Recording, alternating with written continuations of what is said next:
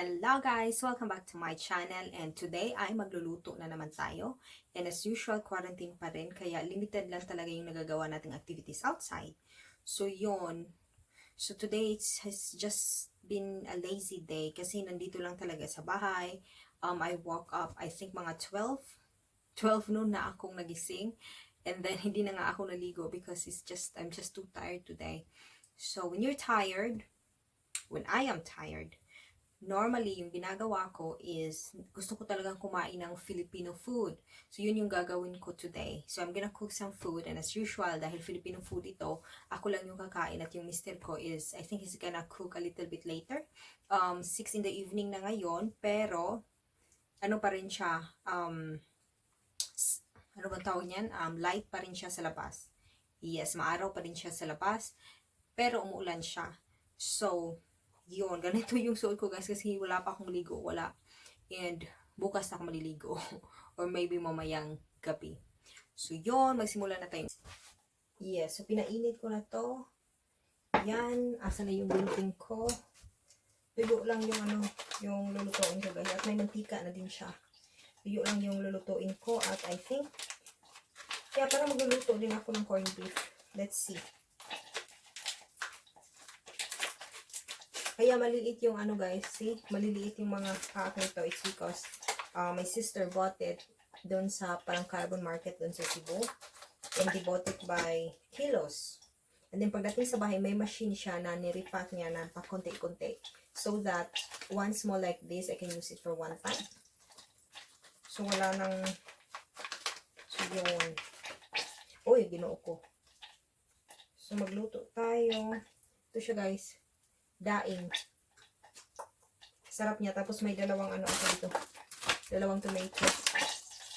My gosh, ang lakas naman ng uy. Ang liit. Ang liit ng kaldero ko. That's fine.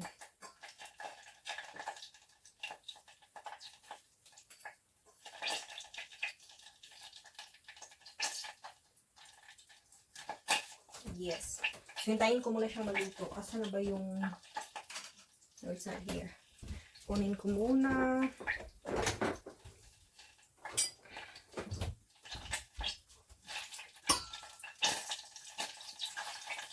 Nangangamoy guys.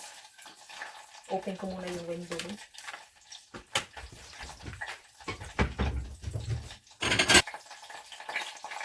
Dahil din guys, parang... Pero medyo maingay siya pag gagawin ko. Gawin na nga lang natin. At 2 days na dito na umuulan-ulan lagi. So yun, parang nakakatamad talaga lumabas. But it's also nice kasi nga yung ng government, we're not supposed to go out. Pero sa area namin, pwede naman kaming lumabas. It's because forest yung nasa labas. So kami lang talaga yung tao dito. So pwedeng maglakad, gano'n. But in 2 days na parang nasa bahay lang talaga kami, walang ganang lumabas. Uy.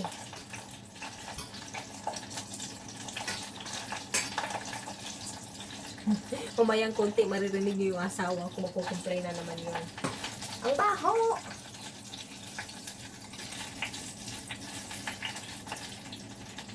Yung rice na kakainin ko, siya?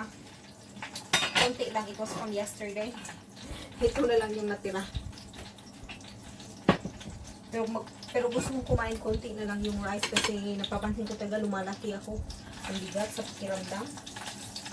Kasi doon sa Pilipinas, diba, pag nag-vacation tayo, wala tayong ibang ginagawa kundi kumain. So yun yung ginawa ko talaga na parang kumain lang talaga ako ng lahat ng mga Filipino food doon. So pag... See? Now he's saying, well, kept this thing ka. Asawa ko, sabi niya, ang baho. Hindi siya makakonsentrate sa ginagawa niya. And okay lang din naman sa akin kasi medyo maamoy nga naman talaga. Pero yung amoy na to, ito yung gusto ko. So buti na lang yung kitchen namin, maliit siya at may window. So pag nagluluto talaga ako ng mga ganito, then it's easy kasi pwede kong i-close yung door para yung ma-minimize yung yung amoy niya doon sa living room. So yun. Now I'm gonna put this in. Lasan muna natin yung tomato at dahil lazy ako, lazy. Hindi ko talaga nai-enjoy masyado yung pagluluto. Ididiretso ko na siya guys dito. Okay lang yan, oy, kasi ano guys, puputok din yan when it becomes too warm. Puputok din yan. Wala lang ano, slice. So, sarap. Sana nga pumutok. So, yan yung kakainin ko. And then, I think I'm also gonna, after this, I think I'm also gonna cook the corned beef. Yung corned beef ko, ang liit. Ito. Para one time lang din, ubos na. So, dalawa yung corned beef ko dito. Ito na lang siya.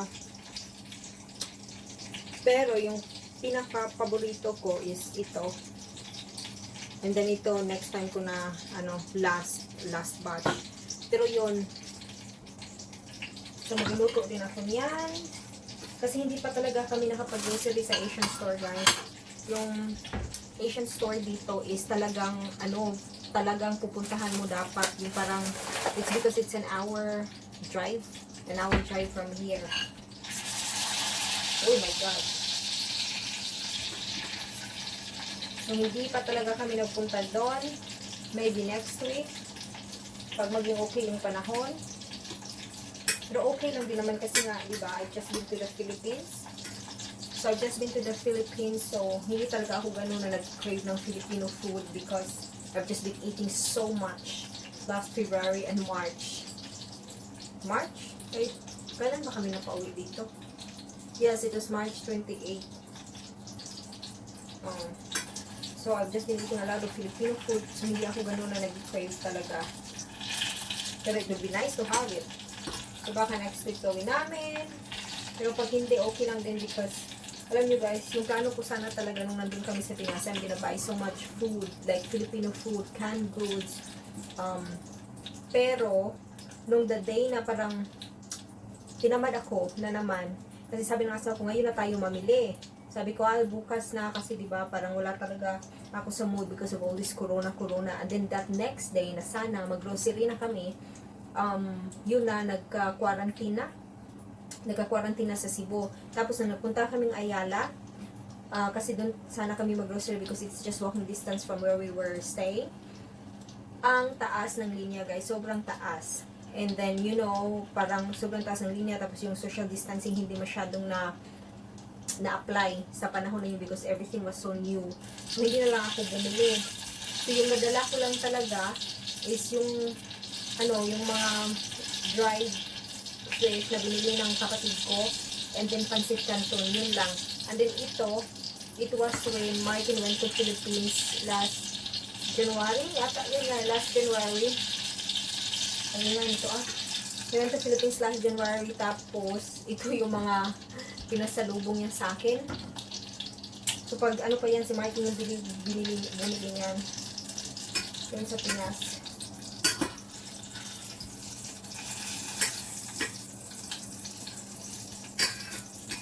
Oy, ang sarap naman ito. Oy, luto na ba ito?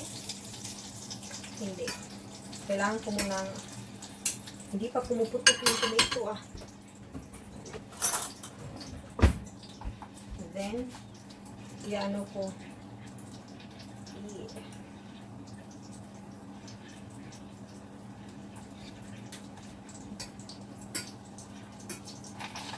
Yes. Ay.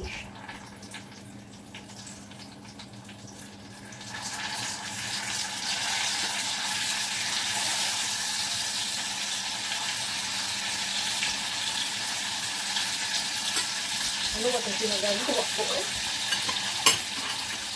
Ito, nalagyan ko siya ng ganito. Garlic powder. Ang easy na lang talaga na pagluluto ngayon. Halos lahat naka-powder na. Hindi ko mabuksan.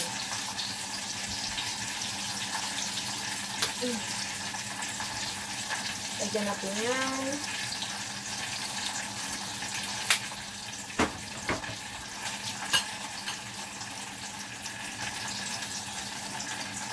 Yung mga Pinay na napapanood ko, guys, ba, sabi nila, pag sa apartment daw sila nakatira, may mga neighbors daw na nagko-complain pag nagluluto sila ng ng tuyo. Pero hindi ko pa naman nag-try dito. Siguro nababahuan sila pero hindi na nagsasalita. Pero never ko pa na-try dito na may nag-complain. Yung asawa ko lang talaga. Yeah. Luto tayo. Yan guys, luto na siya. Oh.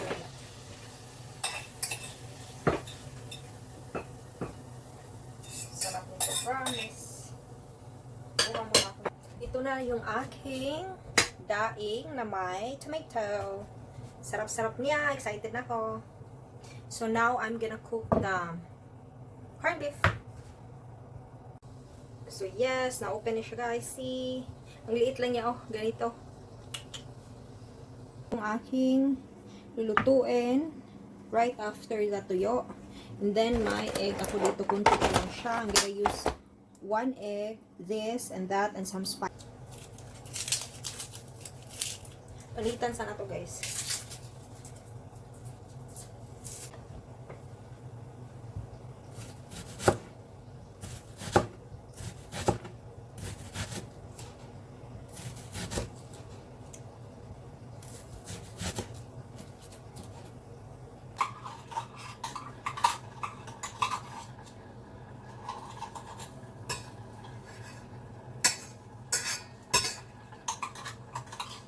Alright. Bus na. Good.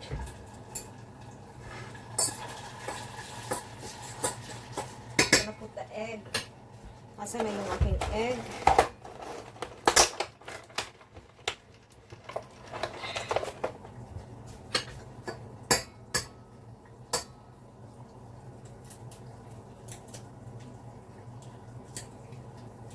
Oh my gosh.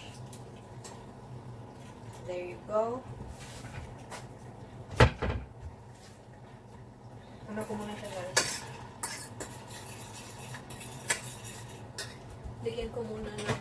Ito, paborito ko talaga tong garlic powder. Kamno. Ay, ang hirap. Upainin na natin ang ganito eh. Garlic powder is my favorite ever in the world. Wala akong pepper, naubusan. Pero I'm gonna have some salt.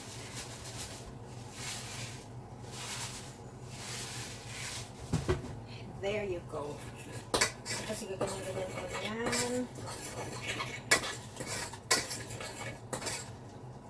Ang sarap nito guys, promise. Kaya ito talaga yung corned beef, no? Yung na-remember ko nito is yung baon ko sa school. Nung elementary at high school ako. Yung baon ko is mostly corned beef, tapos may beef loaf, yung mga ganon. Minsan itlog. Pero ito talaga yung pinaka-favorite. Bango niya. Super bago. And now I wanna put some of this. Actually, I will put everything na. Because I want my onion na parang soft na soft din. Yung iba gusto nila yung onion nila is yung garlic. Yung onion nila is may pagka-crispy pa. Sa akin. I don't care about that. Gusto ko yung soft na. Yung parang ang sarap nito. At gusto ko rin yung aking corned beef ay ano siya guys, yung parang lutong-luto talaga. Yun yung gusto ko. Pero yung iba, gusto nila yung hindi masyadong luto. Ang sa akin, gusto ko talaga yung lutong-luto. So, yun. Pero yung rice ko, konti lang, is fine.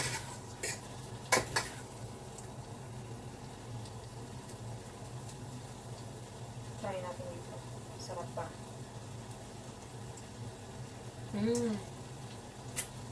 Grabe ang sarap niya.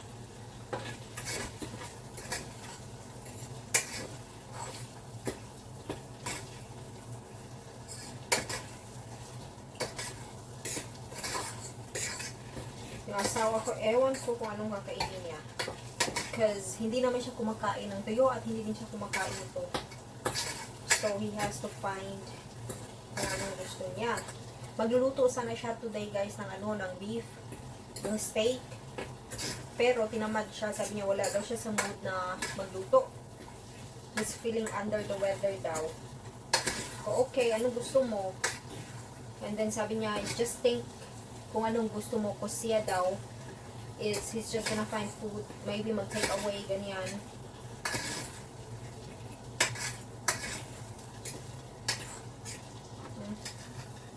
Konti ka lang.